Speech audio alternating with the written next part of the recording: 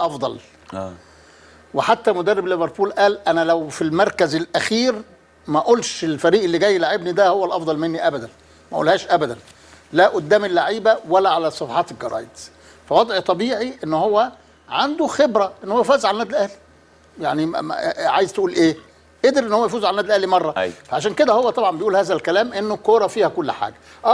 هو جوه نفسه عارف ان النادي الاهلي هو الافضل، لكن برضه هو عارف ان هو وكان النادي الاهلي افضل في المباراه اللي فاتت، او هو يعني قبل المباراه هو الافضل، لكن قدر ان هو يكسب. فهو طبعا المعطيات اللي موجوده اختلفت عن الاول بشكل كتير، يعني انا اختلفت عن المعطيات الاولى في المباراه الاولى. المباراه الاولى النادي الاهلي لعب مباراه سيئه من بدايه المباراه، ما فيش ضغط، الضغط عليه من ضغطه واحده قدر النادي الداخليه يسجل هدف، قدر يدافع بشكل كويس، والنادي الاهلي عجز ان هو يقدر يعني يفتح دفاعات الفريق الثاني او يجد فرص او حاجه من هذا القبيل.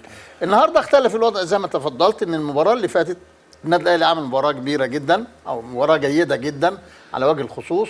في حاجات تخلص منها النادي الاهلي عن المباريات السابقه، في المباراه اللي فاتت بالذات ان هو بقى يلعب في المساحات، وبين الكره نص ملعب الفريق الثاني اسرع، هاجم من الجناب وجه منها الجول اللي جه الثالث، استفاد من الكرات الثابته ومنها الكره اللي اتعملت احمد فتحي عملها وسجل منها عمرو جمال، وقبلها واحده برضو عرضيه اتعملت وعمرو جمال عملها بدماغه جنب القايم، من العمق اتعمل ال1-2 بين